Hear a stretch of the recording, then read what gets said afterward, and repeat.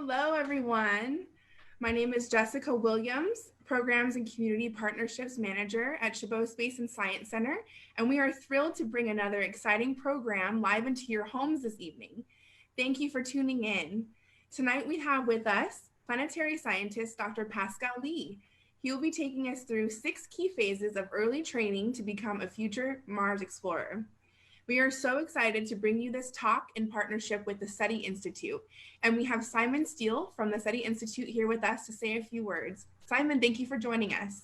Of course. Thank you, Jessica. And good evening, everybody. My name is Simon Steele. I'm the Director of Education and Public Outreach at the SETI Institute.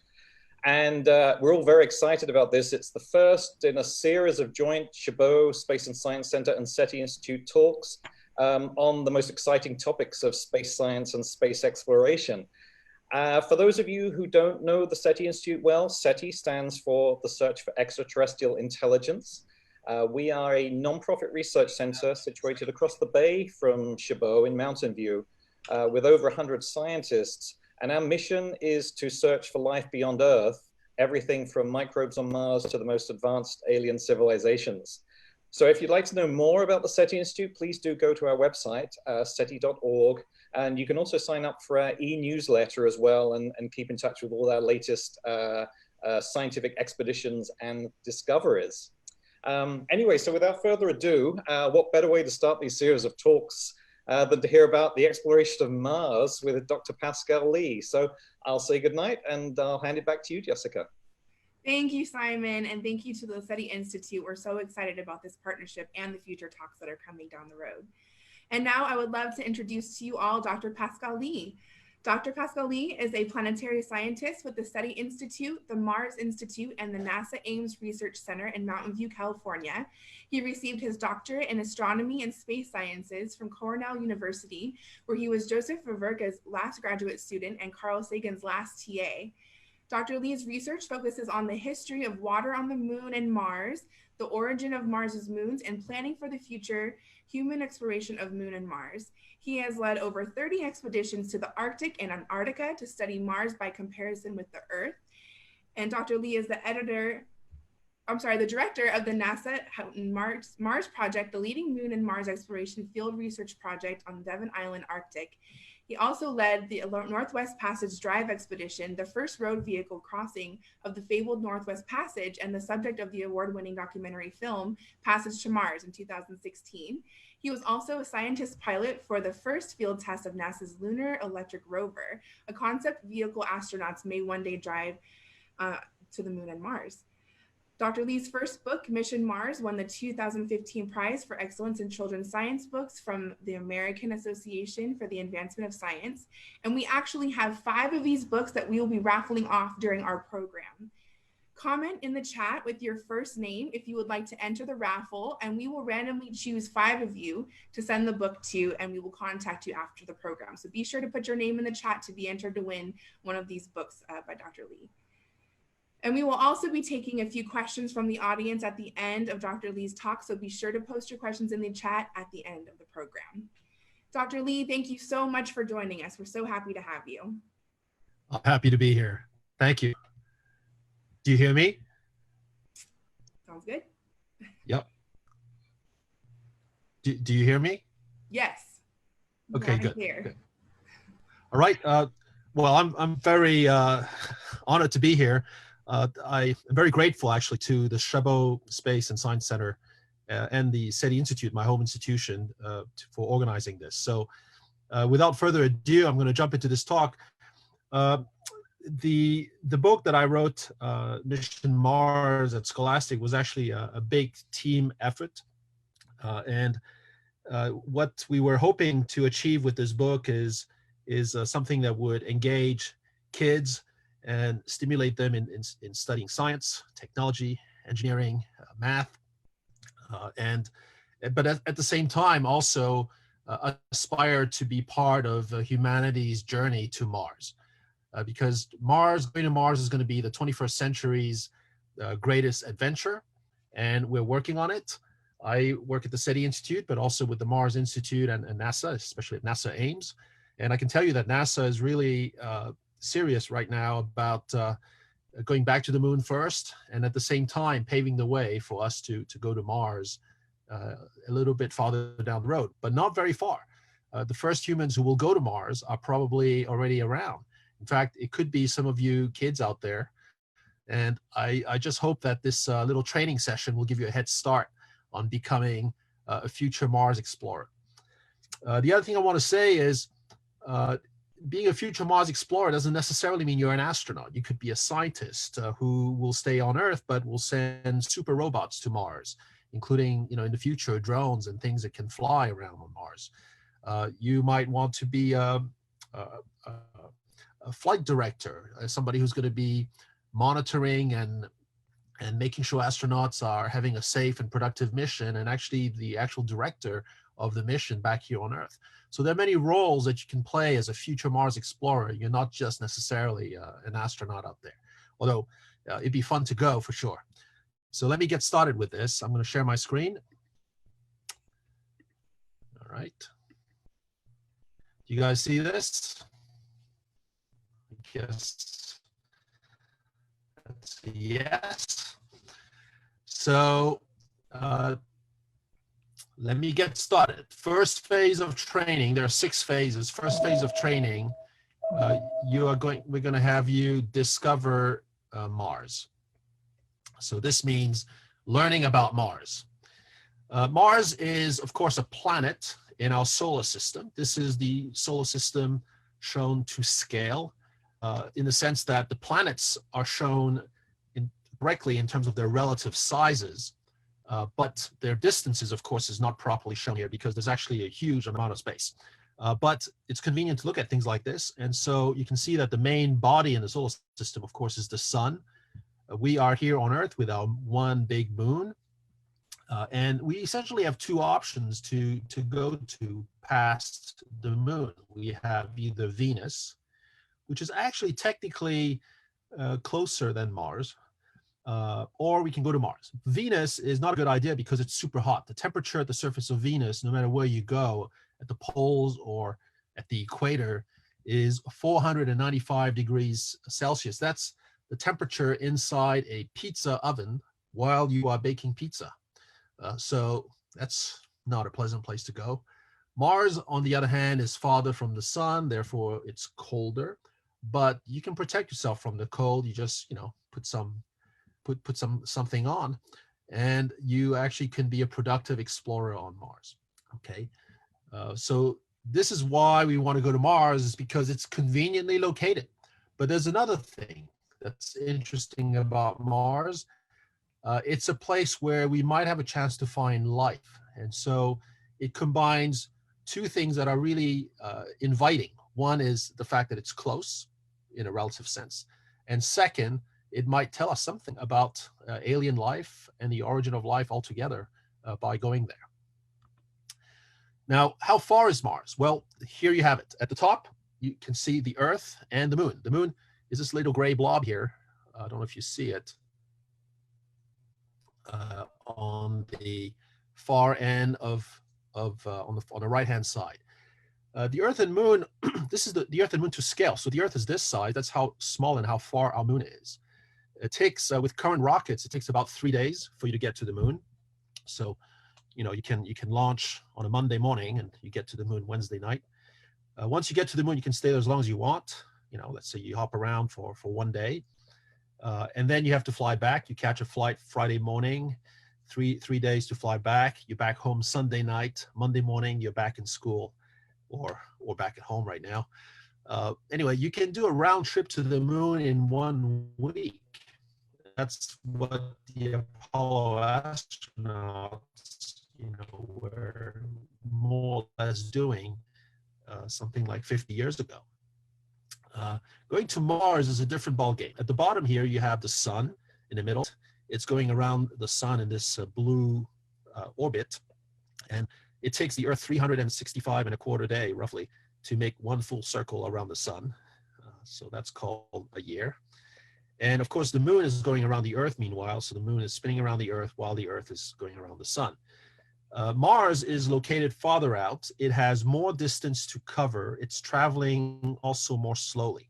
not just because it has more terrain to cover, so to speak, on its orbit around the sun, but it's traveling more slowly. So sometimes the Earth is constantly passing Mars as it goes around the sun. Sometimes the Earth is very close to Mars when it's on the same side as Mars is from the sun. And sometimes the Earth and Mars are at maximum distance between each other when the Earth and Mars are on opposite sides of the sun. At that point, when they are on opposite sides of the sun, Mars is 1,000 times farther away from the Earth than our moon is. So those of you who are wanting to become a future Mars explorer, you have to be prepared to journey yourself or send your best friends and people you know 1,000 times farther away than our moon in the sky. And it's quite a challenge. It's quite a challenge. Should you accept it, this is the planet that you are going to be visiting. So on this, you have on the left here the Earth and the moon to scale. In other words, this is also not the true distance, of course, between the moon and the Earth, just to showing you their sizes. The moon is quite a bit smaller than the Earth, which is why when you are on the moon, you weigh so much less. Your body doesn't change. Gravity on the moon, you are pulled in less strongly by the moon than you are on the Earth. And so on the Earth, when you're standing or even when you're sitting, you feel heavy. On the moon, you would feel pretty light, actually. You feel 6 times lighter than on the Earth. So let's say you weigh on the Earth 100 pounds. On the moon, you would feel that you weigh 6 times less, only in other words, only 17 pounds. Okay. Mars is halfway in size, roughly, between the Earth and the moon. Gravity on Mars is 38% of what it is on the Earth. So if you weigh 100 pounds on Earth, you would feel that you weigh only 38 pounds on Mars. Okay. Whatever your high jumping record is on Earth, you can jump roughly 2.5 times higher on Mars. Okay. So it'd be a lot of fun to have like a gym or a basketball court on Mars. So you don't have to wear a spacesuit while you're inside, but then you could do these giant leaps. You could play basketball. And then to keep the game fair, you'd have to raise the hoop of the basketball court, 2.5 times higher, because you can jump 2.5 times higher. Anyway, it'd be a lot of fun. I don't know about you, but I'd go just for that. All right. Now, Mars is actually not a very pleasant place. I mean, there's some good things going for you, and they are listed there on the left. There's plenty of water on Mars. It's mostly in the form of ice, but there's water. The day on Mars is, so that's kind of convenient. But beyond that, there's not a lot that's really pleasant and familiar for you on Mars. Here's a list here on the right-hand side of the bad things that you have to always remember when you are exploring Mars. These are the 5 things that will kill you in chronological order of cause of death. Okay, so this is almost a joke because once you're dead, you're dead. You don't have to worry about the others. The first thing that will kill you if you just stepped outside on Mars without being protected by a spacesuit, or if you're not inside a shelter, a habitat, the first thing that will kill you is the very low atmospheric pressure on Mars. The air on Mars is very thin.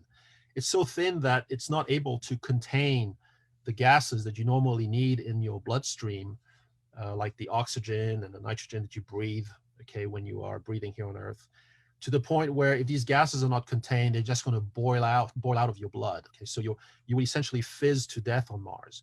The oxygen and the nitrogen that are in your bloodstream, in your arteries, and your blood vessels, they would just be turned into gas bubbles, just like when you are popping a can of Coke, and the carbon dioxide turns into bubbles inside the Coke, and that's going to lead to your death within seconds.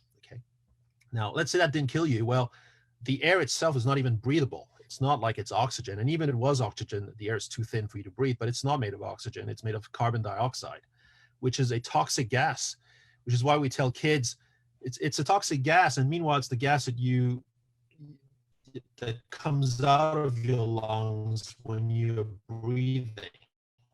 So you need to breathe in oxygen, but then once the oxygen goes through your body, it comes. You don't want to be breathing that carbon dioxide is coming out of your body, because that's a toxic gas for us. Okay, we need oxygen to live, not carbon dioxide.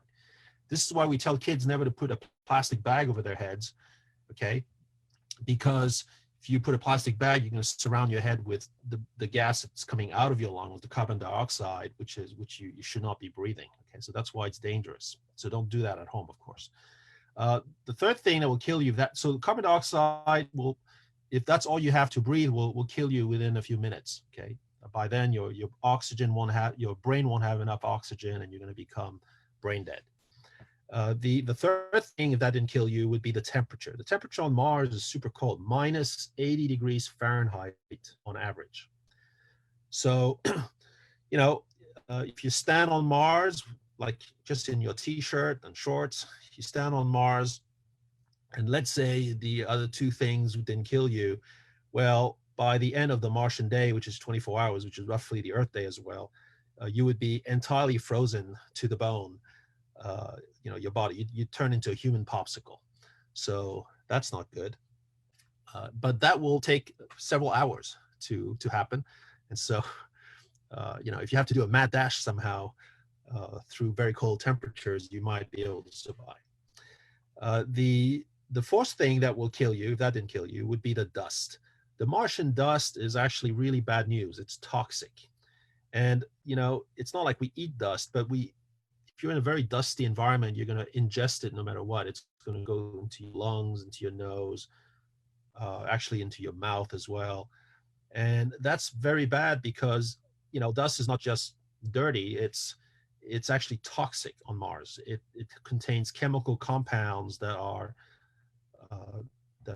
basically that would make you sick. In particular, perchlorates and peroxides. And these two compounds are part of the reason why Mars is so rust, essentially. And two of the compounds that are in part responsible for the rusting of Mars are these peroxides and perchlorates. Okay, so you don't want to be breathing in this dust that contains these toxic compounds. If you kept doing that, you're going to be dead in a few weeks. In the book and the movie The Martian, the astronaut is bringing in a lot of dirt from outside to grow potatoes. That's actually a bad idea, because he or she is going to be breathing in all this Martian dust, and you don't want that. Okay. Finally, radiation from space.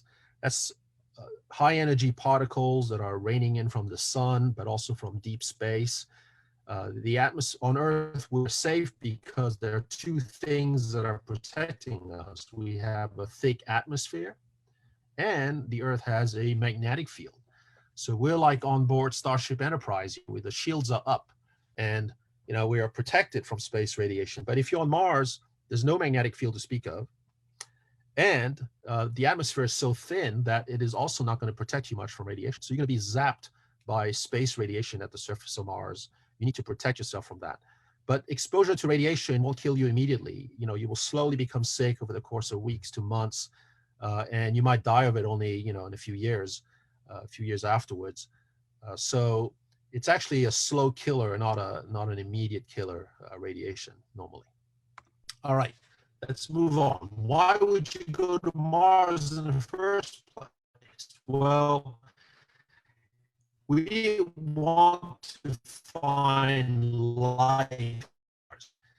And I'm not going to go into all these details here, but what we have on the left, this thing that looks like a giant bird, okay, is what's called the tree of life that connects us to all the animals, but also the plants, the cells, the bacteria, you know, the tiny little microscopic things we can't even see.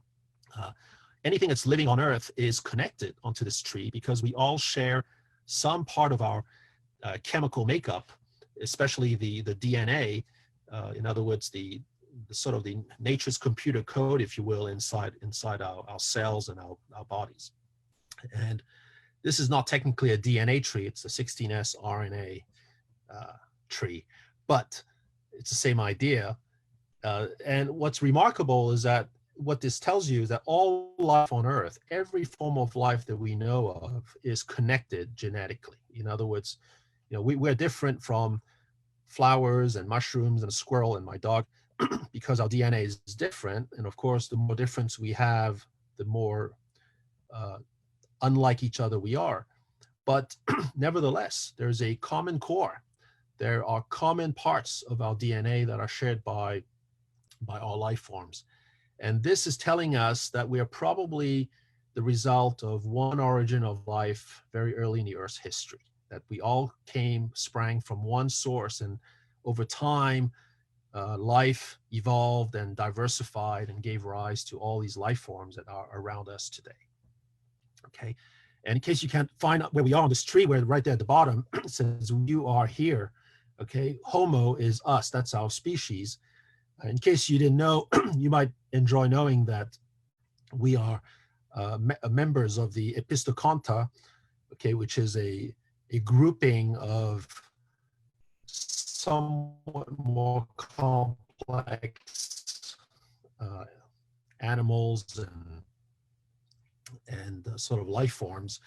Epistoconta include human beings, but also, the animals that are common around us, all the way to mushrooms, fungi, to mushrooms, then we are basically to bacteria, which is something that you might want to think about. Okay, but the reason why I'm showing you this tree of life is because we want to go to Mars, because we think that we have a chance of finding the first example of alien life on Mars. And that would be, we don't expect to find a big animal or anything we could see, but even if it's a tiny little bug that you could only see with a microscope, it was the first example of alien life that we could see or find. That would be an amazing thing. And to be alien means that you don't fit on the Earth on Mars, or what we want to do on Mars is not just find life on Mars. We were trying to look for and find the first example of alien life, something that would not map onto this tree that we see here on the left, which is our family tree here on Earth.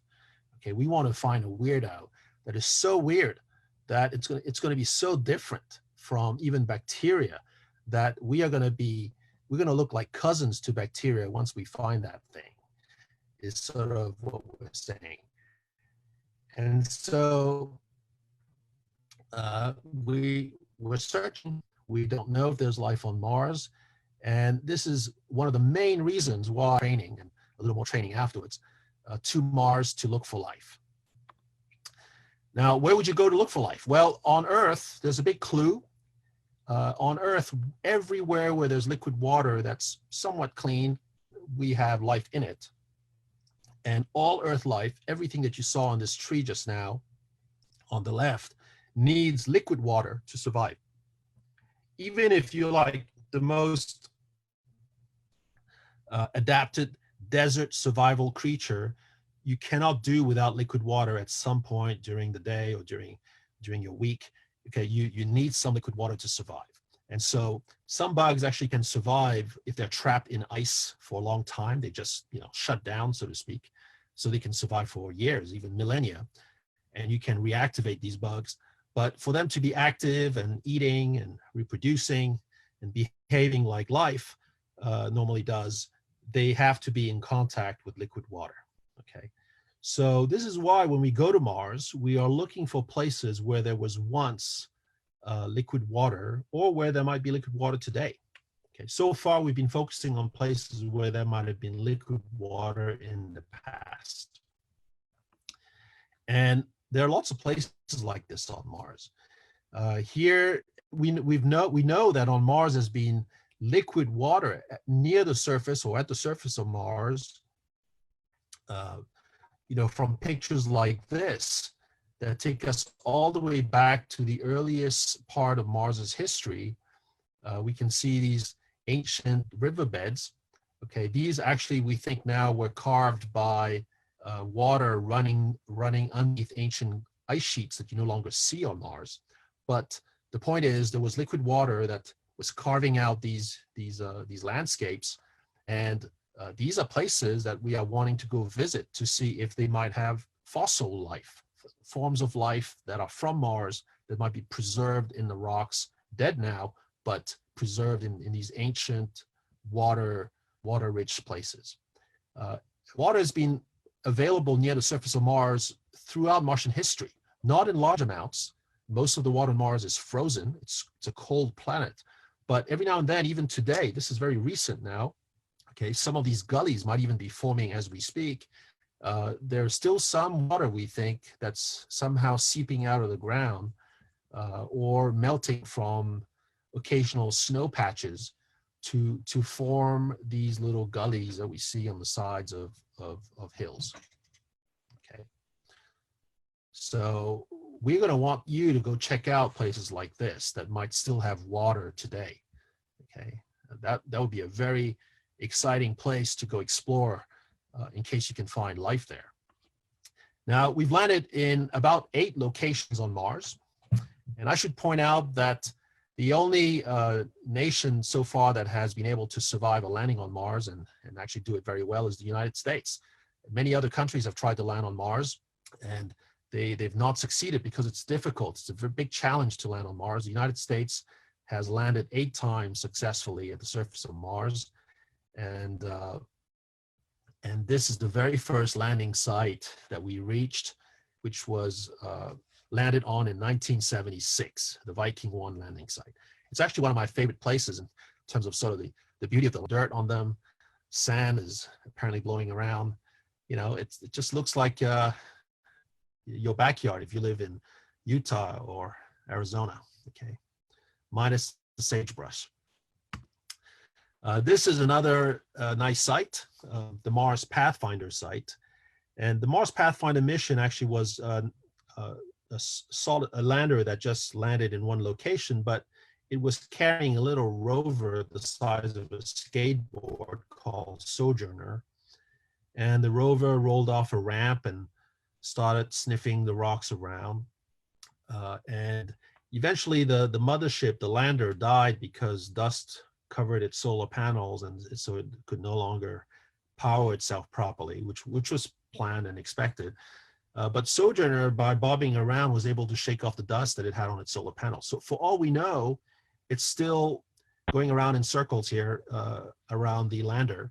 And so if one day you get close to this landing site, we hope that you can do a little detour to check out Mars Pathfinder and see if you can pick up Sojourner and bring it back to the Smithsonian. Okay. All right. And then Curiosity. Curiosity is like the big Rolls Royce that's running around on Mars right now. It's sniffing the rocks, studying the chemistry of Mars, trying to figure out how much water there was at this location in the past. It's a very complex and exciting mission. And right at this minute, it's sort of starting to go up a hill inside a very large impact crater. And this hill is interesting because it's made up of layers that were apparently deposited on Mars over time in the past. And so we're trying to figure out what these layers are made of. Are they just hardened sand? Are they, made of deposits that were somehow laid down in water? We're seeing some very exciting things as we are going up this hill right now. But just last week, we've launched our next big rover to Mars. It's about the same size as Curiosity. It's Perseverance. And you can see Perseverance here. And like Curiosity, it does not have solar panels. If you observe, Sojourner had a little solar panel. It was small, so the solar panel didn't have to be very big. You can power a small rover like this with a small solar panel. But you can't power a big rover like this with solar panels because you would need very big solar panels. And the solar panels would be so big to provide enough power that they would make the whole thing very flimsy to drive around in. So instead of, at some point, you decide that you don't want to have solar panels anymore on board. They're called RTGs, radioisotopic thermal generators. And so they have it's a little nuclear battery, if you will, that's powering the rover and keeping things warm, but also powering the instruments and allowing it to drive.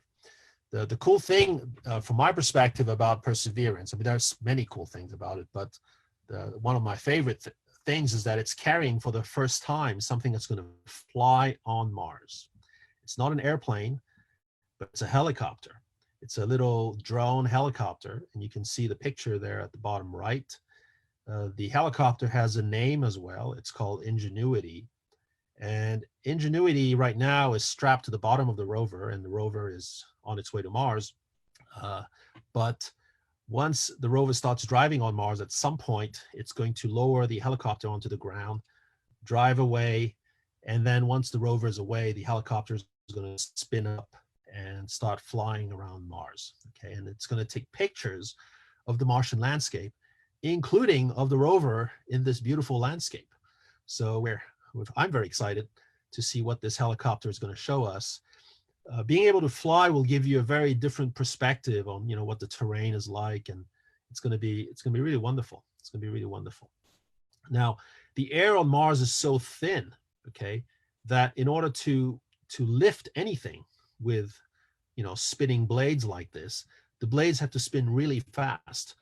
On the Earth, you know, when you have a helicopter, the Earth has a thick atmosphere, so the blades of your helicopter, even though they're spinning pretty fast, they don't have to spin that fast, because there's a lot of air to whip around, so to speak, to allow you to generate lift and fly. But on Mars, the air is so thin that you really have to whip the air fast, okay, with your little rotors to generate lift. So these little rotors are spinning at about 2,400 rounds per minute, okay? And each rotor, you see two rotors, there's a top one and a bottom one. These rotors are spinning in different directions, in opposite directions, so that, you know, the whole spacecraft doesn't have to itself spin around. The torque from one rotor is compensated by the torque produced by the other. Okay. But there you go. We're going to have the first flight of a helicopter probably a few weeks after Perseverance lands on Mars. Now, Perseverance is carrying lots of instruments. I'm not going to go into all of these, you know, details, but I just want to point out that it's got a super cam, which is a laser micro imager that can see things at very high resolution. It has a Mastcam Z, which is a zoomable panoramic camera. It's going to return some unbelievable pictures of the landscape of Mars.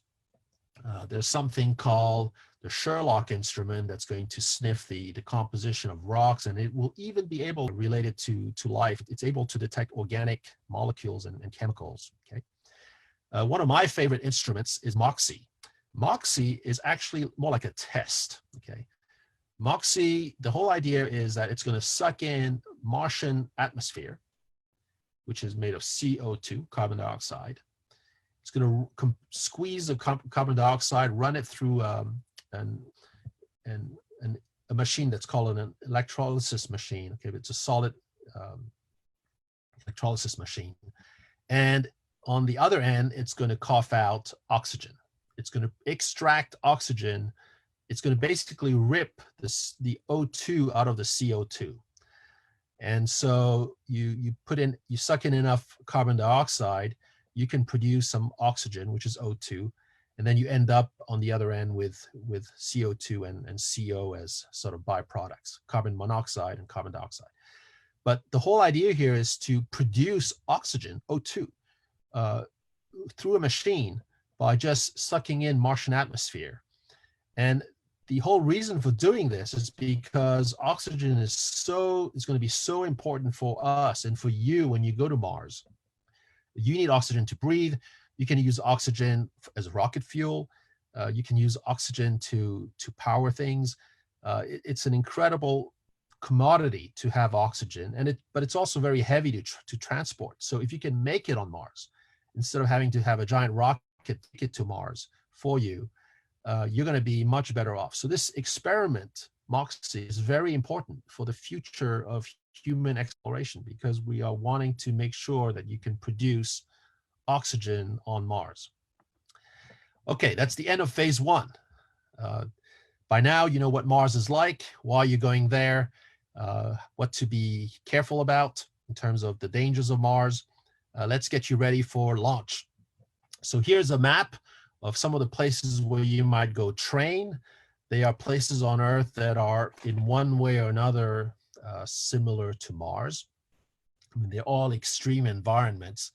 Some places are extremely dry, some places are extremely rocky and sandy. Other places are extremely cold, like Antarctica or the Arctic. Okay, Hawaii is extremely pleasant. Well, the real reason why I think Hawaii is interesting, of course, is because it's got giant volcanoes, and there are volcanoes on Mars. And by going to Hawaii, you can actually practice exploring the volcanoes of Mars. Okay, so one place that you are likely to go train for your missions to Mars is this place where I go every summer in the Arctic on Devon Island. It's all the way up. If you go north of the US, even past Alaska, straight up towards the North Pole, at some point you run into this place called Devon Island, right to the left of Greenland. And Devon Island is the largest uninhabited island on Earth. It's about the size of West Virginia, and it's all to yourself when you're there.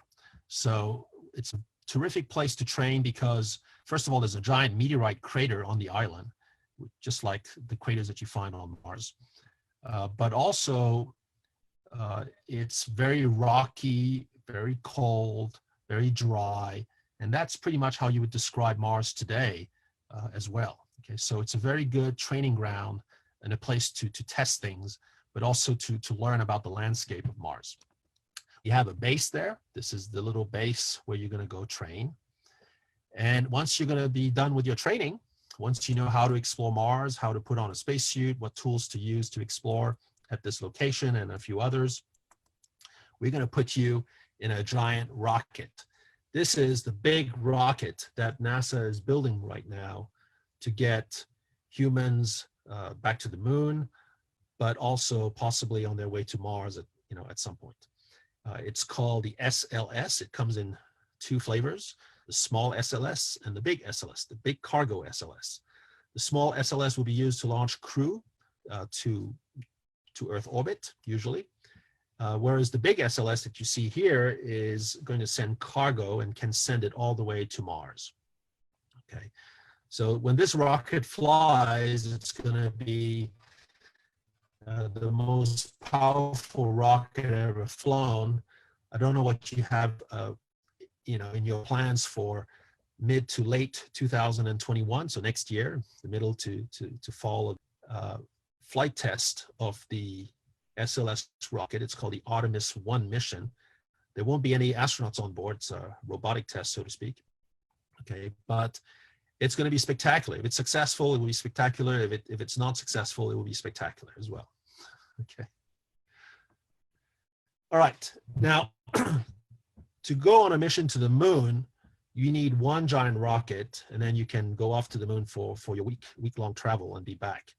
To go to Mars, the current plan, although there are lots of variants and how to make this tighter or cheaper or more luxurious, okay, but this is sort of an average plan. The current average plan is to use 7 of these giant rockets for one mission to Mars, at least those. And well, first of all, you never really have them all lined up like this in Florida at the bottom left here. But the first step is to launch 4 of these giant rockets, one after the other. But once they are in space around the Earth, all the stuff that they are carrying with them gets assembled into 2 spaceships. And these are 2 spaceships without anybody on board. These are robotic spaceships.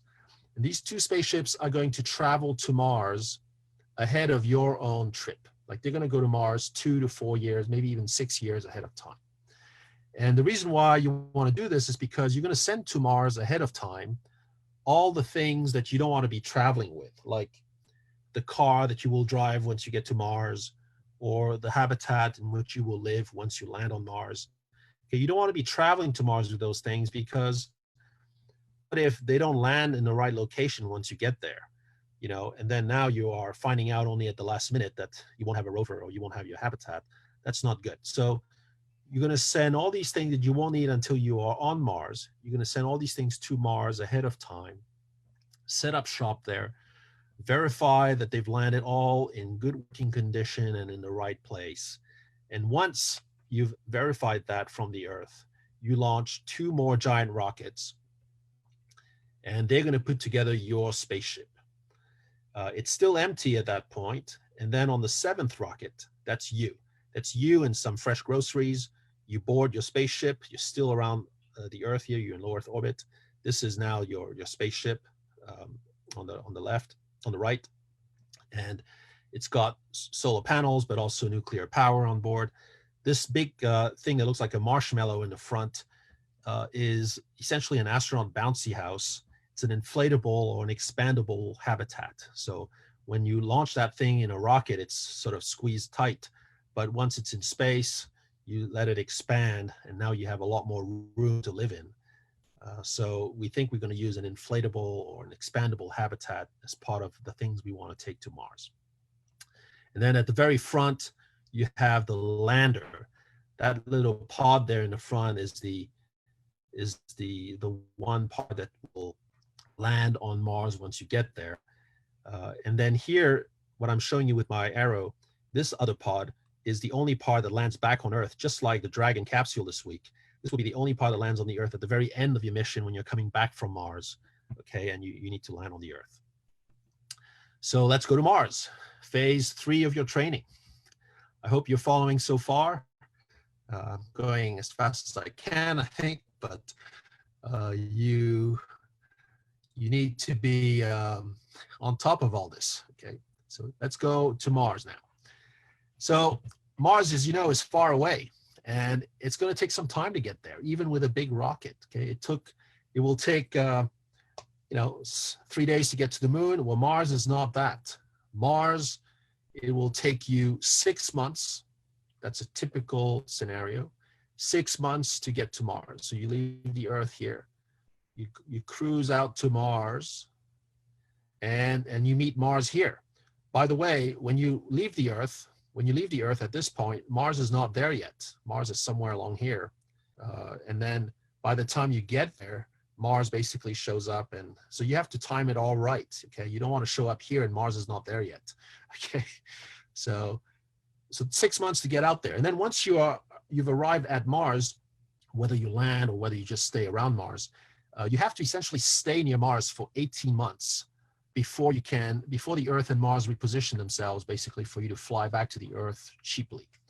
And so, hey, 18 months, that's a year and a half. Okay, so you might be on Mars for a year and a half before you fly back, and it's another 6 months when you fly back to the Earth. Okay, so all in all, you're gone 6 months plus 18 months plus 6 months. That's 30 months, 900 days. That's 2.5 years. Okay. So I don't know about if everybody's still on board, but you're going to a place that's up to 1,000 times farther away from the Earth than the moon is.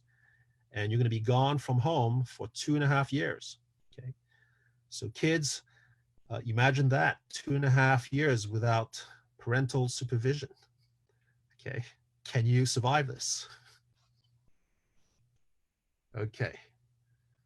I digress. Life on board your Mars ship. Well, by the way, in all, you're going to spend a year in this spaceship, between like 6 months out, 6 months back. You're going to spend 1 year in that spaceship that I just showed you. Okay, so here's the inside of that spaceship. I don't have time to go into all the details. I'll just talk about the astronaut bouncy house here. If you notice, first of all, there's no gravity, so you are weightless. There are people sleeping upside down. This guy's on a treadmill sideways. She's in the kitchen, or I'm not sure what she's doing. This person is floating through a corridor through the service module. This person is checking out the Earth return vehicle. And I think there's somebody checking out spacesuits in the Mars lander.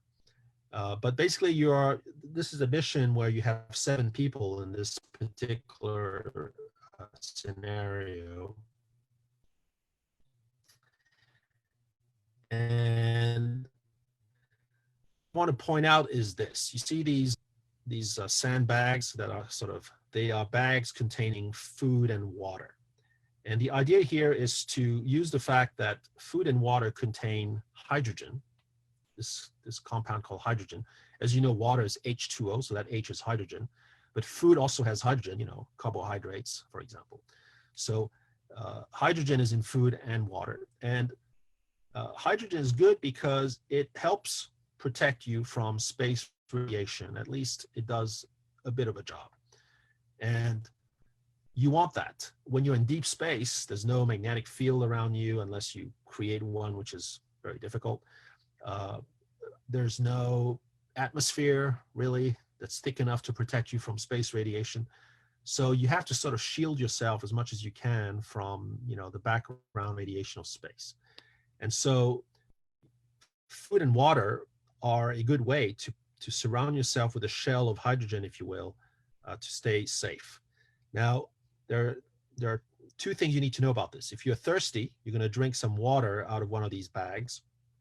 And then at some point, you're going to need to go to the bathroom. So you go to the bathroom, and your urine, also known as pee, will get piped into the service module where it gets cleaned up, filtered, purified, and recirculated to refill one of these water bags. Because there's no way you can send a year's worth of water to Mars and back for 7 people and have them have fresh, untouched water each time they use water, okay, for washing, for drinking. That would be too much water. You can only take so much, and you're going to recycle it. You're going to plan to recycle it so that you don't have to take fresh water for everybody every day, every minute. And so basically, while you might leave the Earth with, fresh water in every bag, but within a few weeks of flying to Mars, you're going to be drinking yours and each other's recycled pee and sweat, by the way. Okay, so that's actually the good news. The bad news is, of course, food. Food we cannot recycle. So you grab a bag of food, and there's actually a silver lining there. You can tell NASA what you like to eat. I love sushi, so I might have freeze-dried sushi if I go to Mars. Okay, but you can tell NASA what your favorite food is, and they'll probably accommodate you. But it all ends the same way. You at some point have to go to the bathroom, and now what do you do with the poop? Well, you can't send it through the machinery and recycle it. We just don't have a plan for that. It's very complicated to do. NASA's tried. There are some possibilities that it might be possible in the future. We're working on it, but it's not looking good in more ways than one. So what are you going to do with the poop? Well, you can't just open a window and toss it out into space. And I mean, here I am talking about poop on your way to Mars, but you can't just open the window and toss it out into space. You also can't recycle it. So what do you do with it? Well, you have to save it, actually, because you have to remember that what the food was providing you with was hydrogen to protect you from radiation as well, not just nutrients. Now that all you have is poop, it is still rich in hydrogen. You still need a protection from radiation. And so what you have to do is collect your poop into a bag, like a Ziploc bag, okay? Emphasis on lock.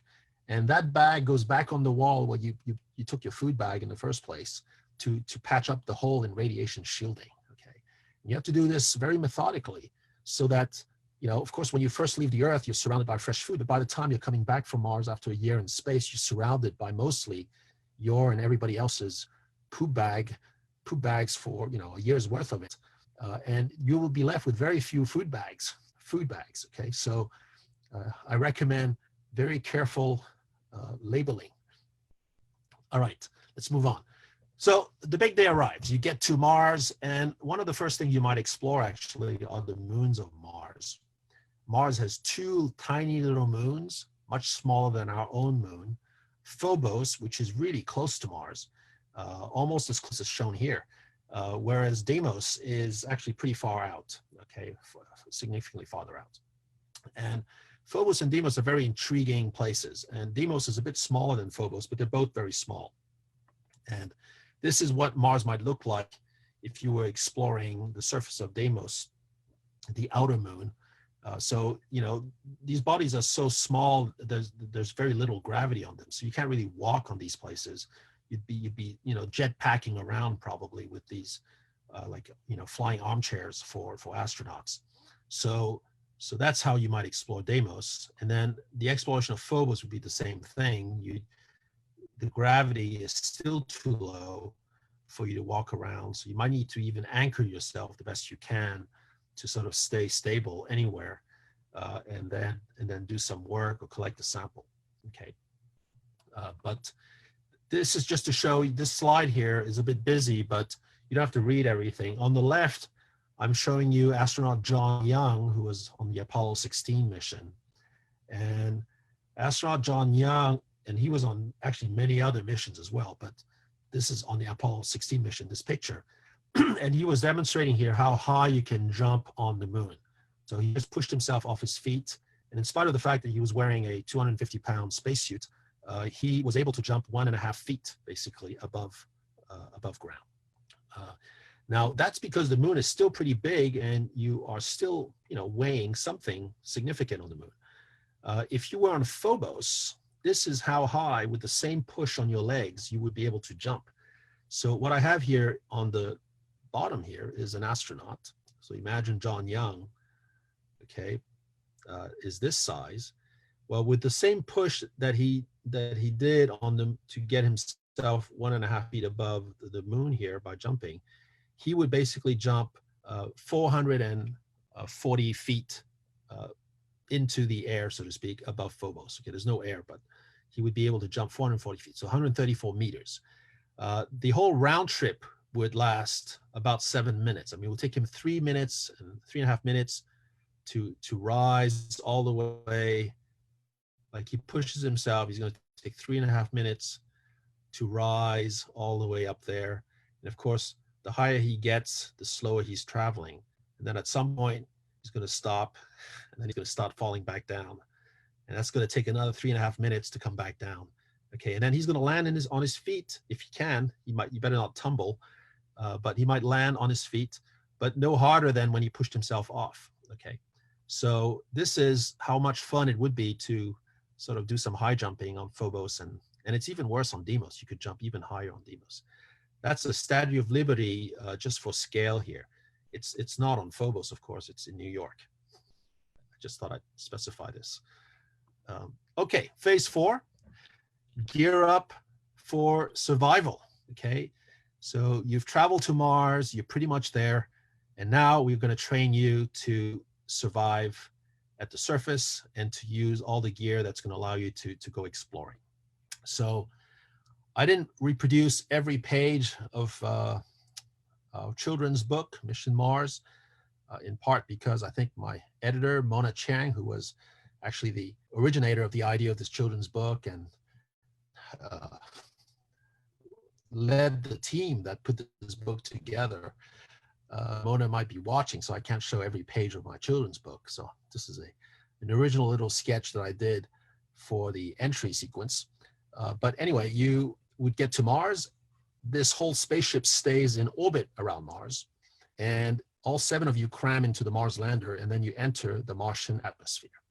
And it's gonna heat up. There might be a blackout, a minute or two, and then eventually you are in thicker atmosphere. You're gonna pop some parachutes, and these scenarios, by the way, change. I mean, if the thing is too big, then you can't have parachutes at all, and you're just gonna have to use rockets all the way down to the surface.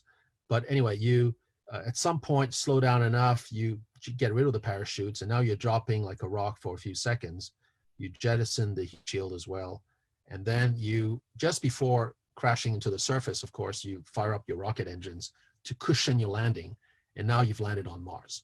And hopefully, if you are lucky, you have landed within walking distance of all that stuff, if you remember, that you sent to Mars 2 to 3 years ahead of time. So, this is it. Your habitat that you can live in, the rover that's now parked next to it. Okay, this is where you would want to. So you want to land within walking distance of this. Of course, don't forget the keys. Inside, this is what it might look like. In the upper deck, you have bedrooms, your control center. The upper level is the clean room level. It's the cleanest part. It's where you sleep at night, where you want to sort of breathe clean air, where you have your control center with all the electronics and the computers. And then you have the mid deck. In the mid deck, you've got, slightly more dirt, grit. You've got the bathrooms, the showers, the hospital, because you might want to isolate a person from everybody else. You also have a lounge where you can eat. Okay, so that's the mid deck. And then the lower deck is the cruddy deck. It's where you have the garage, where you might have your rock lab to study and analyze rocks that you've collected on Mars, where you might even have a biolab to look for life that you might have picked up on Mars. So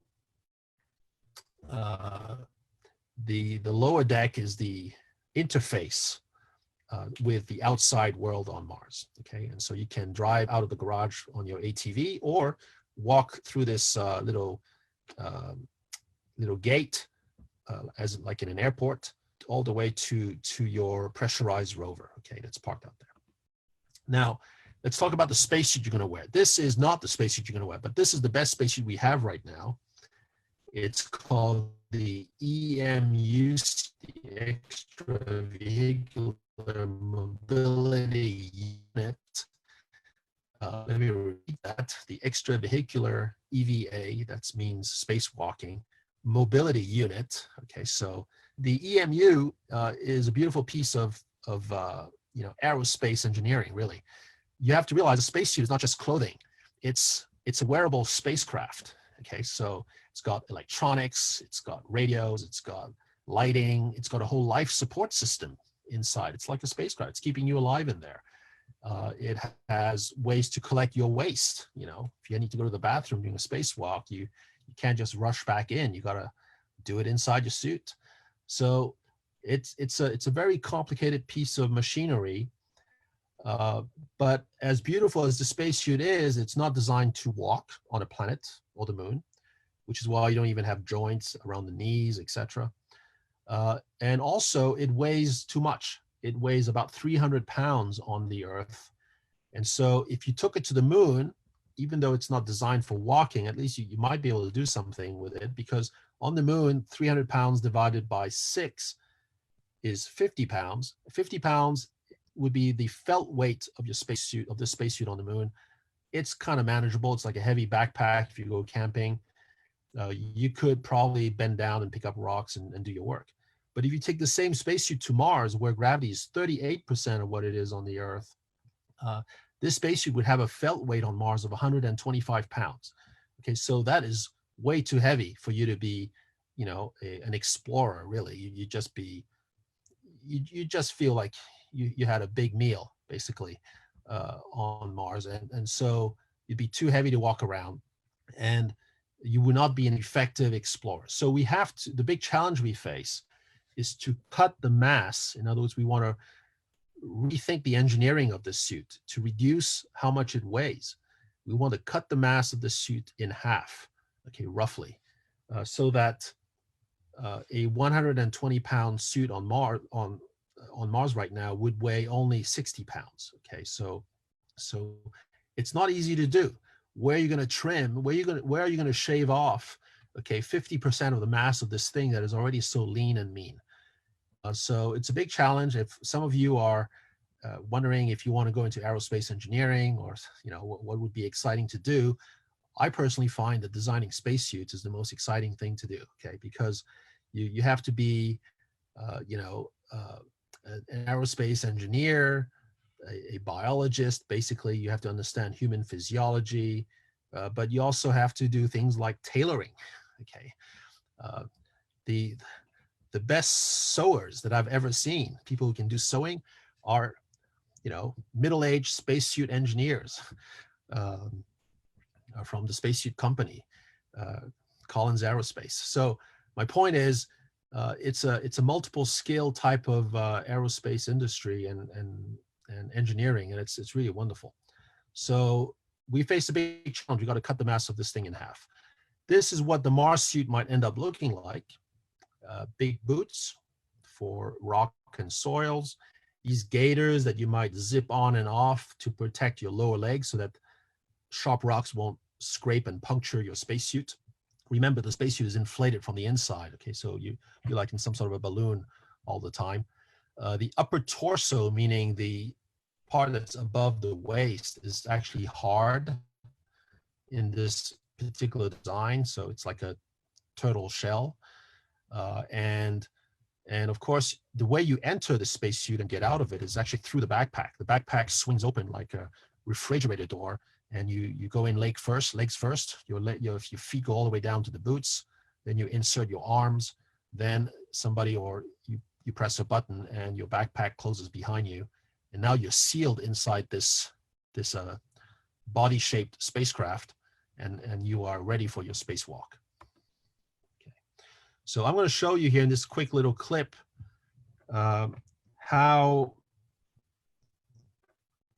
what it will be like, what it would look like to walk and run on Mars.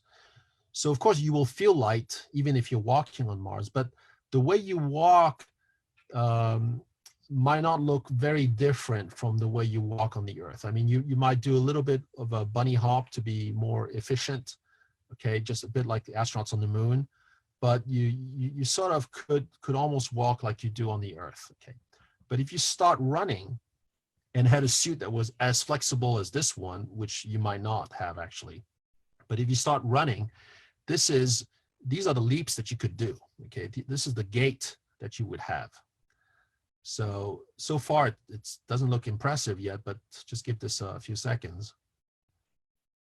So the way you simulate Martian gravity in this case here is to hang a person sideways so that the full weight of their body doesn't, weigh down on the ground. Only part of it weighs down, and so the angle will allow you to match Martian gravity. Okay, the angle of this slope that they're on. So this is what it will be like to run on Mars. Okay, let's say you're inside a gym on Mars. This is what you would be able to do. Okay, that'd be a lot of fun. Okay, so another thing to be aware of are dust storms. Dust storms sometimes just means that you're going to have a bit of, fogginess in the atmosphere, but it could also be a major dust storm where you wouldn't be able to see, past your habitat or your rover. So you have to be aware of these dust storms. They can show up and run across the Martian surface pretty quickly. So this is a dust storm seen on Mars from space. This is a painting that shows you what a dust storm might look like if it was about to engulf a little, human landing site here in the foreground. So we're trying to design spacesuits that will allow us not just to explore Mars, but to allow us to survive things like dust storms. And this is a simulation. I'm actually inside the suit here. This is a simulation where I was in a simulated Martian dust devil. And, we're obviously not on Mars. So to simulate Martian dust, used volcanic ash from Hawaii, but also the fact that with the lesser gravity on Mars, the dust would sort of float around a little more. Okay, so anyway, here are some tests that are being done, and you can see that when the dust grain hits the fabric of your spacesuit, which is shown here in the microscopic view here in black and white, the particles of dust will actually ding the fabric of the suit. So over time, you could really, create a weak point in your suit, and that's not good. So we got to work on that. So here's the good news: Perseverance is actually carrying for the first time a little pallet on its front. It's between the two front wheels. In fact, you can see it there on Perseverance. And this little pallet, instead of having like watercolor paint patches, it has spacesuit fabric samples. Okay, and sort of help some of the science instruments test themselves. But here's a list of the 5 spacesuit fabrics that are going to be tested in the Martian environment for the first time. And so we want to see over the course of the life of this rover, whether or not the dust on Mars will end up wearing down on these materials or corrode them somehow. It's going to be This is an experiment that you should care about tracking, because it will ultimately tell you what your spacesuit is going to be looking like and made of. Okay, I should point out that one of these little sample holders on the pallet, and that's not for the purpose of testing the spacesuit anymore. It's for training an instrument, making sure that it works well. One of these sample holders contains a Martian meteorite, okay, a piece of Mars. So this is a piece of rock that left Mars, a long time ago, when an asteroid or comet hit Mars. It drifted through space, it landed on Earth, eventually got picked up by geologists who recognized that it was from Mars. And now it is going to it's going to go back on a trip to Mars, okay, on Perseverance. So it's the first time that something does a round trip between the Earth and Mars. Very cool. Okay, to get around, you need a rover. On the moon, we had one. This was the buggy that the Apollo astronauts had. In fact, the first time this was tested was basically last week, 49 years ago. Okay, so we are celebrating the anniversary of this mission, Apollo 15, which was the first of the three last Apollo landings that had a rover on them. And this particular buggy was an electric rover. Okay, so just like electric cars around us in some sense, but it was not built by any of our car manufacturers. It was actually built by Boeing. So Boeing was contracted to build the lunar rover. Okay, now this was, I think, fine for the short stays we had on the moon. You wanted the astronauts to stay together, not drive too far. It was all good. But really, for maximum flexibility and exploration, you want to have each your own. And so for Mars, we're thinking, and possibly even for the moon when we go back now, we're thinking that each astronaut should have their own ATV. And it might end up being something that's bigger than that, more comfortable, more safe, more stable as well. But the idea of each astronaut having their own ATV is coming from our project in the Arctic, where we're doing this, where we hope to one day train astronauts, but where we're doing research right now. And so the ATV idea is more than just a way to get you around. The idea actually is to offload some of the heavy stuff in your spacesuit. Remember, we're trying desperately to cut the mass of your spacesuit down. So the idea is to offload things that are heavy, like big batteries and big oxygen tanks. We want to offload those onto the ATV so that you keep in your backpack only a very small battery and a very small oxygen tank. And then meanwhile, your ATV is like a robot that follows you when you're not riding it. So let's say you see an interesting rock, you unbuckle, you step off, you pick up the rock, you go examine it. If you walk away, the ATV will follow you like a dog. And that's no longer a mystery. Self-driving cars that can, follow you. There are people who now have suitcases that follow them at airports. Okay, so this is sort of the same idea.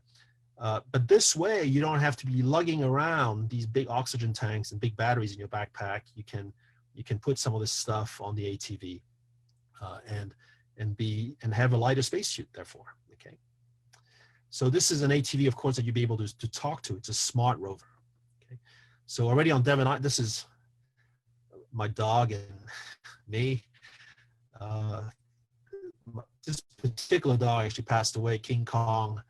He passed away, so now I have Apollo. But this was at the end of one of these spacesuit ATV tests on Devon Island.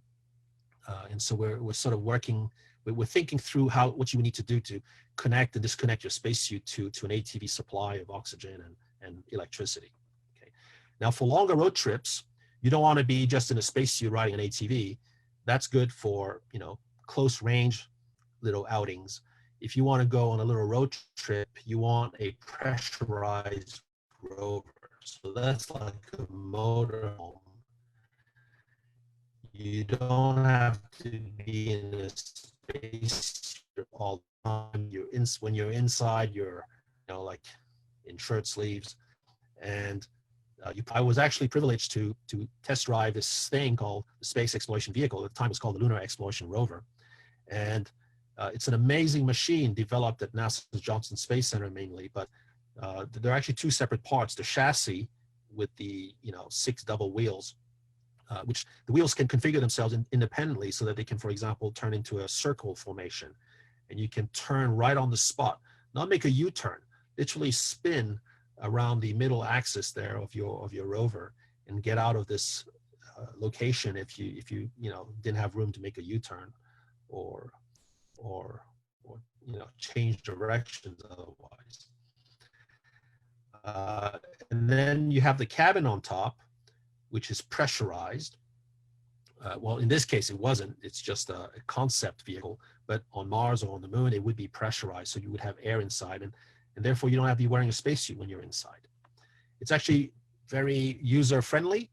If you're right-handed, you sit on the right. If you're left-handed, you sit on the left. You drive it by using the joystick that you can see. It's to go forward, you push the joystick forward. To go backwards, you pull. To do a spin right on the spot, you twist the joystick. This is when all these hours of video gaming might actually pay off. Okay. Now, let's say you explore a location during the day, you put on your spacesuit, you go outside, you collect rocks. You might even hop onto a robotic ATV to do this. And then you come back to your rover, at the end of your day, you climb back inside and you cook dinner, you send some messages back home, and then you go to bed. And then while you're sleeping, the rover, maybe as a robot in robot mode or remote control from the Earth, will drive you to the next location that you will explore in the morning. So you might end up at the edge of a canyon in the morning or something like that. Now, the cool part of the design of this rover is the fact that it's set up in such a way that you never enter the rover with your spacesuit, which is really good because your spacesuit is going to be covered with dust. And you remember that Martian dust is toxic.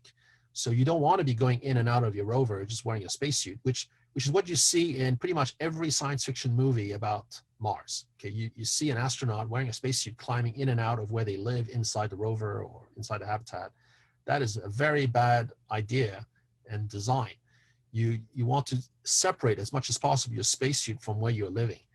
The spacesuit is going to be full of grit and covered in toxic dust.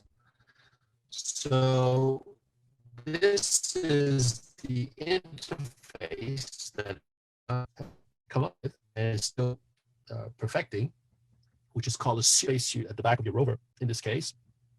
And if you remember, you climb in and out of your spacesuit through the backpack that opens like a refrigerator door. So this door just opens now into the rover, and you can go directly from the inside of the rover into your spacesuit through this partition, if you will, and then off you go. Your spacesuit never enters and brings in the dust into the rover, okay? And of course, there's a double door system. There's a door that stays with your backpack when you walk off, and there's a door that stays with the rover to seal off that gaping hole once you're not there anymore with your spacesuit. So this is astronaut Rex Walheim demonstrating how you can climb in and out of your spacesuit from the inside of the rover.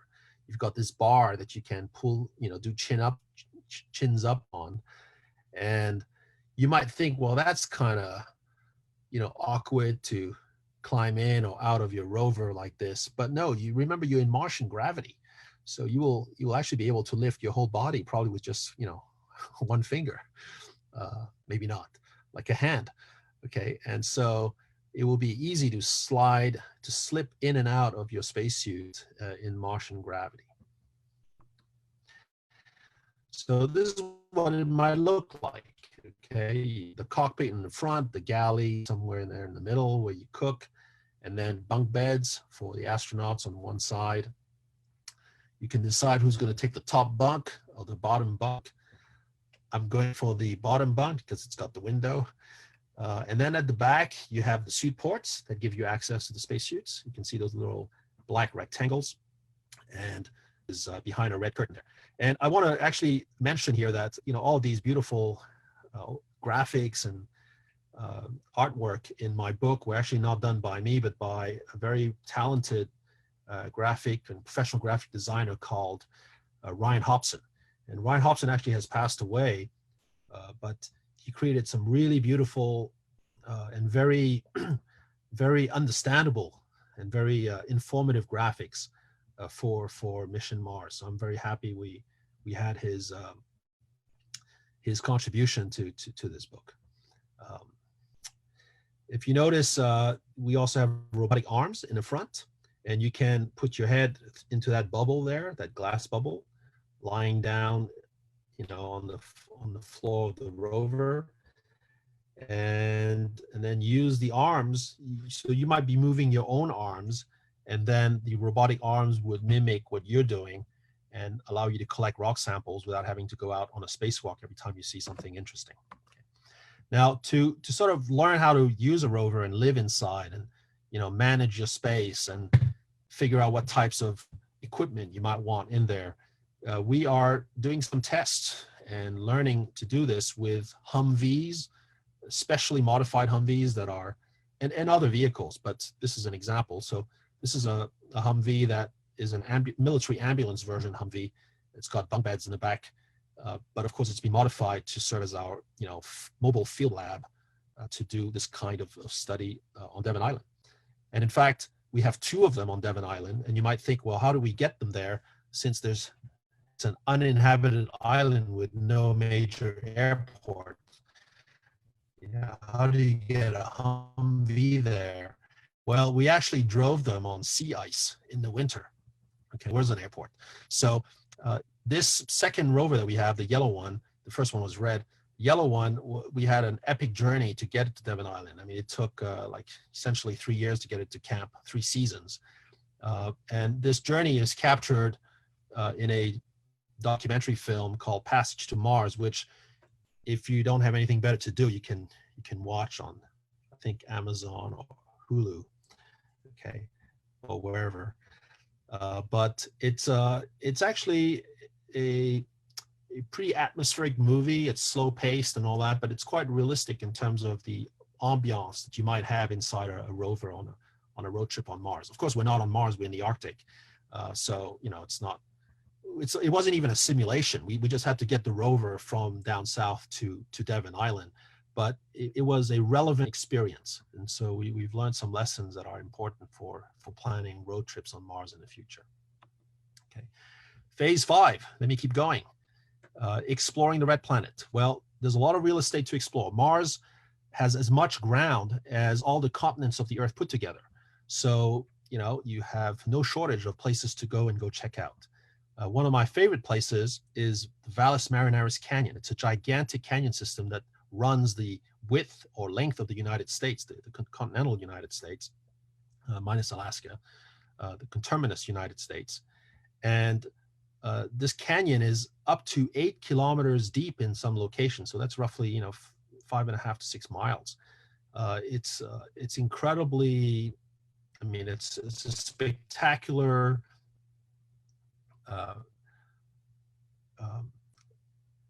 gaping hole, so to speak, feature in the Martian landscape. Its origin is not very well understood. We think it's the crust of Mars that is partly, cracked open, essentially, but it might have also experienced glacial widening and glacial episodes. There might have been water in it at some point. So it's a marvel, but also a mystery, and we really need to go check it out. And so there might be some rock climbing to do at some point for future Mars explorers. Okay. Another favorite destination of mine, and I would recommend this place if you were going to Mars, is Olympus Mons, the tallest mountain in the solar system, the largest or second largest volcano on Mars. And at the bottom here, you see why this volcano is called a shield volcano. It's shaped like a Roman shield. Okay, it spans the entire bottom there of this image at the bottom. But look at how tall it is compared to even Mount Everest. Mount Everest is, about 8.8 kilometers tall, 8.7. Olympus Mons is essentially 22 kilometers above its base. It's an amazing pile of lava. Like other giant volcanoes in the vicinity of Olympus Mons, there are pits and entrances to what are probably lava tubes on the flanks of these volcanoes. So big tunnel-shaped caves, basically, underneath the surface of the volcano. So this is actually one of my favorite destinations. It's not Olympus Mons. It's near Arsia Mons, but I call these the twin pits.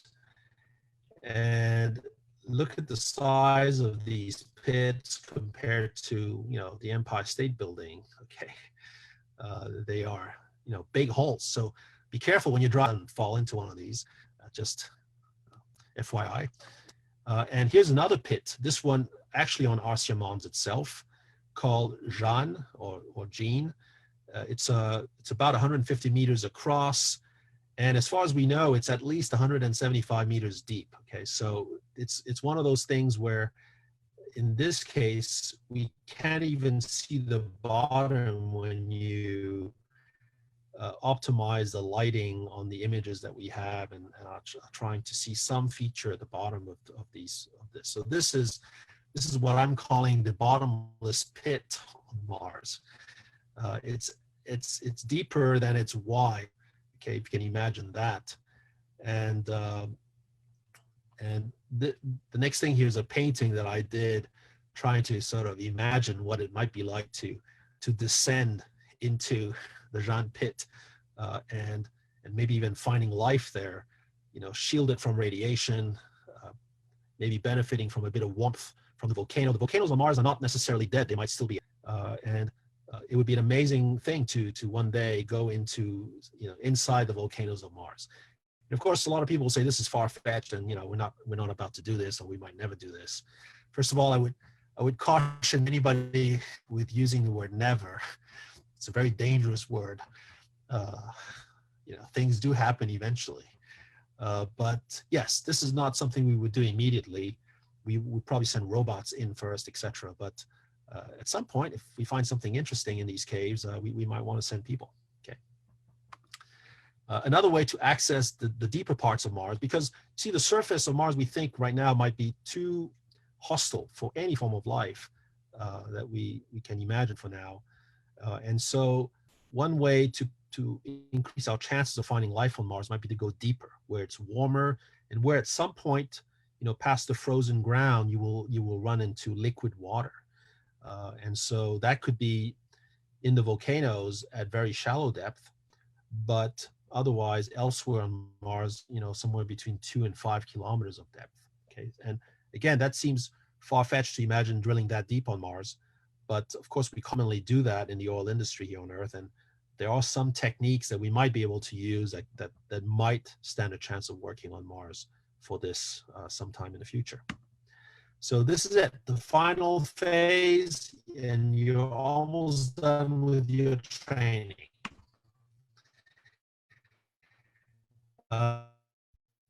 In the world, you gotta have a plan, not just going there and being back and planting a flag and saying goodbye. You wanna set up shop. The painting shows you an astronaut who's sort of enjoying the view of a base that just got started, and there's even a SpaceX starship there landed on, you know, on the other side of this hill. You want to land your spaceships, your starships, sort of not immediately where you're living, because the rocket blast, the sand blast you would get from the rocket taking off and landing would be very dangerous, actually. So you want your landing pad to be sort of on the other side of a hill like this to deflect the gravel and dust that would be kicked up by a rocket launch or landing. Once eventually the base will grow, you know, we might be doing some drilling. You see a drill tower there on the left. You might have some airships flying around on Mars, which would be a lot of fun. And we will be roaming around the whole planet from, you know, a few bases maybe. And then eventually, there might be even tourists visiting your research base, just like we do in Antarctica. And there might even be a hotel, a place for you to stay. And your base, if it becomes big enough, you might want to put it under a dome and just make the whole place breathable and livable. So that these are things that I think are plausible, you know, within the century. Now, of course, there are dreams of doing more.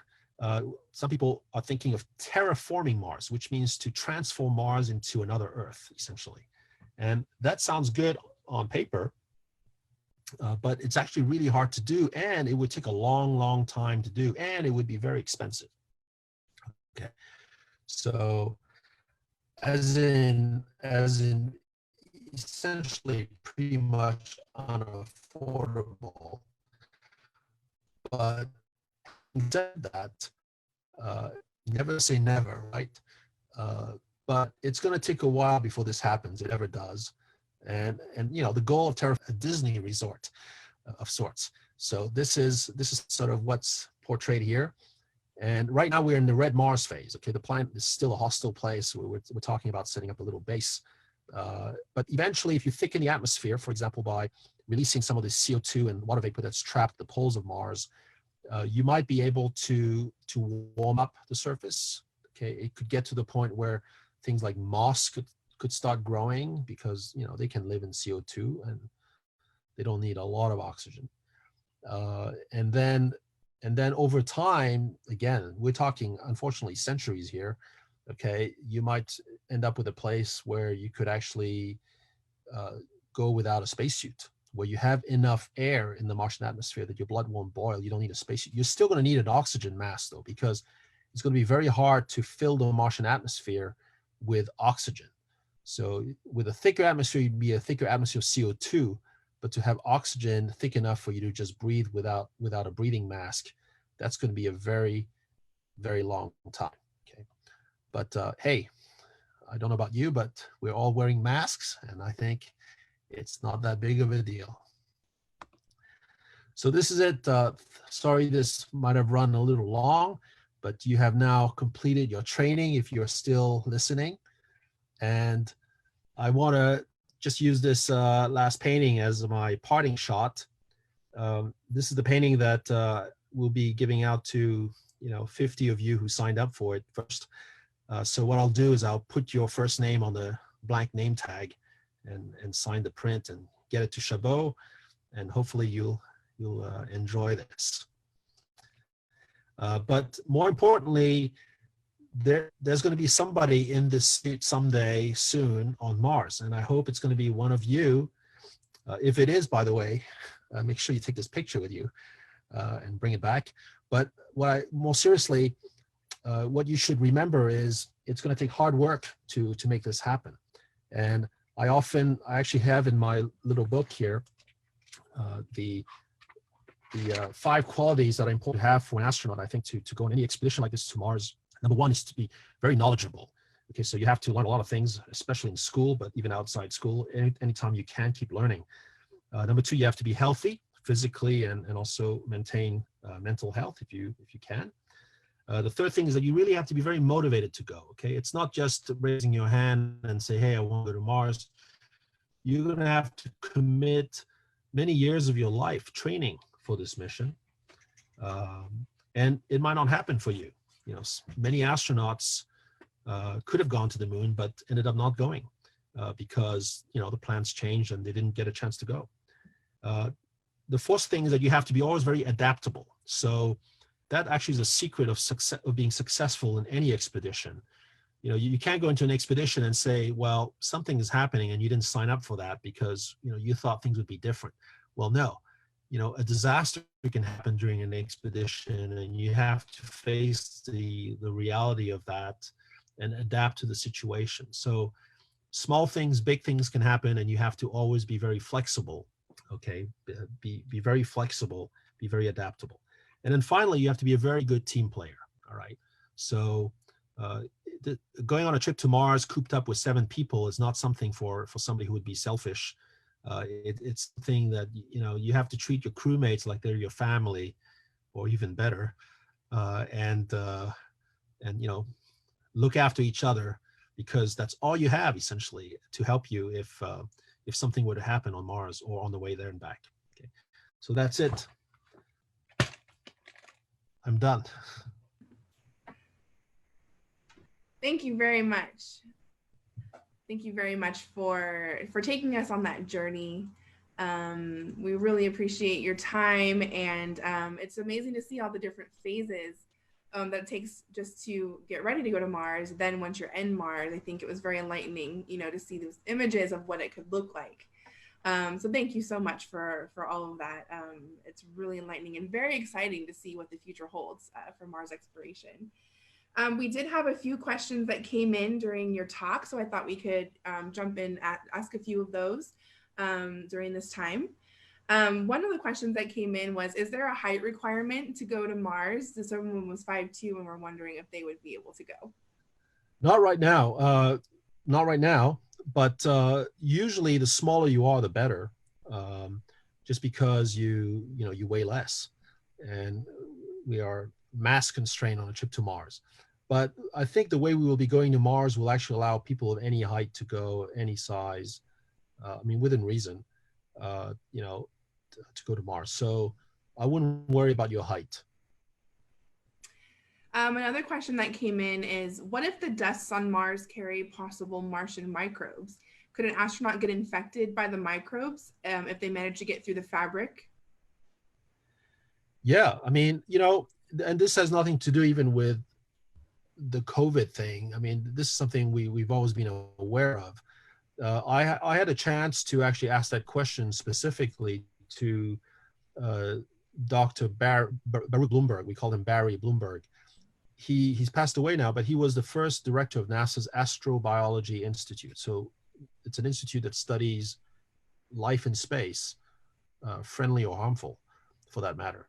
And Barry Bloomberg actually won the Nobel Prize for discovering the hepatitis B virus. Okay, so anyway, he was an expert on viruses. And I asked him this question, should we really fear running into a virus on Mars or a bug? Because, after all, viruses usually have to be tailored to their host, I thought, to be harmful to them. And, if Martian life is really that alien, maybe it's just going to be harmless to us. And he said, no, not necessarily. There's actually a reasonable chance that they could be deadly to not just us, but all life on Earth. And I was astounded by that answer. And it wasn't exactly what I expected. I would especially still want to be careful, but the fact that we know so little about the possibilities of life, and that what we know tells us that it could actually be really harmful to us, means that we have to be very, very careful. And I think that the first astronauts who go to Mars, of course, will have the honor of being the first astronauts going to Mars, but they're likely to face a very long quarantine on their way back, longer than their trip back, just because of what's at stake. Okay. So, some people say, well, we shouldn't go to Mars at all because you're going to disturb the place, plus you're going to bring back bugs and we get killed. Okay. That's one extreme view. The other extreme view is, well, we should go to Mars and, we'll trample the life there if there's anything, but there's nothing there anyway. Martian meteorites didn't bring Martian bugs with them, as far as we can tell. So why should we worry? Let's go. So that's the other extreme where, you just explore Mars with reckless abandon. I'm guessing, this is just a guess, that just from a political standpoint, so to speak, in terms of just dealing with people's anxieties, the solution will end up being a compromise where we're going to require, if you're going to have the historic honor of being the first people to go to Mars and back, well, you're going to do us the favor of, doing a 2 to 3 year quarantine, maybe, on your way back from Mars. So maybe you hang around the moon for a while, or maybe you hang around the space station, but basically you're not coming back to the Earth until we're really sure that you're not harboring something that might, for example, take a long while to gestate, okay, that'd be latent, okay, and take a long while to manifest itself. Some viruses, as you know, take years before they really, show detectable sign of their presence. So we got to be careful.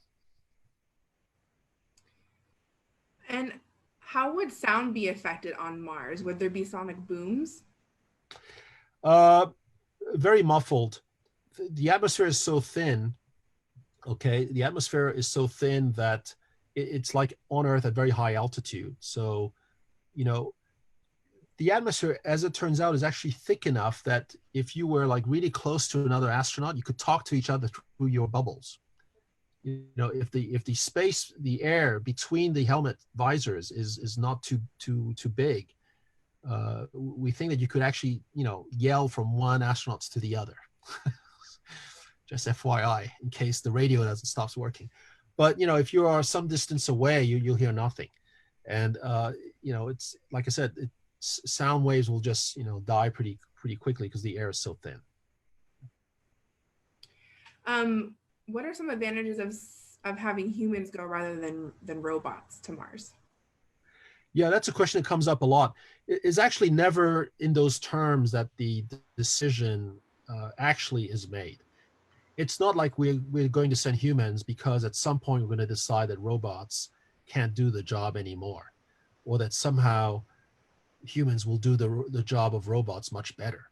I mean, even though humans are better at some things and robots are better at others, the decision to send humans usually has to do with other imperatives. In fact, it has nothing to do with science even. I mean, when we sent Apollo astronauts to the moon, it had nothing to do with science. It was all about beating the Soviet Union, in space. It was very important strategically for the United States to do that. And this is true also for exploration in past history. James Cook was not sailing the South Pacific because the British Navy was interested in botany. He sailed the South Pacific because the French were there as well. Okay, and there was a competition. So we don't send people on expeditions to places because of science, which, if it was just that, could indeed continue to be done by robots. We send people there to occupy the place, to be present, because the competition is there. It's just like Antarctica today. In Antarctica, at some cost, we maintain research stations there. It's not because of the science. Science, like on the moon, like in Antarctica, is what you do once you've committed to being there. What else are you going to do? You're not going to, open a bakery or law firm. You're going to explore. You're going to do geology. So science is what you do, is what dominates your activity at these locations. But it's not the reason why you go. The reason why you go is bigger than that. It's national interest. It's whoever is paying the bill finds it important for you to be there. And so, therefore, there's no competition with robots. And we have one more question. Mars and other planets and stars twinkle on Earth because of our atmosphere. On Mars, since the atmosphere is thinner, do stars and Earth and planets look more like what they are? Yeah, they will twinkle less. Although Mars' atmosphere can have quite a bit of dust loading, and that can't be good for astronomical observations. But most of the time, it's going to be clear, cold skies, very still, thin atmosphere, very good seeing. If you are an astronomer, very good seeing when you're on Mars. Well, thank you so much for taking the time to be with us today. It was a wonderful, wonderful talk and wonderful insight. And thank you to the SETI Institute for partnering with us on this talk. It was a wonderful experience. I'm so grateful for this talk. And we will have this talk, we'll be recording this talk and have this available later on as well. Thank you all for tuning in. We have our virtual programming every Friday evening at 8 p.m. for a variety of at-home programming you can enjoy from your homes. And you can visit our website at chabotSpace.org and click on the events button to see a complete listings of our upcoming virtual programs. And while we work towards a grand reopening, we appreciate everyone's time and support as we find new ways to learn together. And these events are fueled by you, our community, and a special thanks to our members and donors and partners for helping us bring science to life to everyone at home. Right now, STEM education is more important than ever, and we need your help to help us keep these virtual STEM programs free and accessible for everyone. You can go to our website at chabotSpace.org and you can donate there to help us help STEM education continue on. Thank you all so much. Thank you again, Dr. Lee, for joining us. Thank you, SETI, and we will see you all next time. Thank you. Bye, everybody.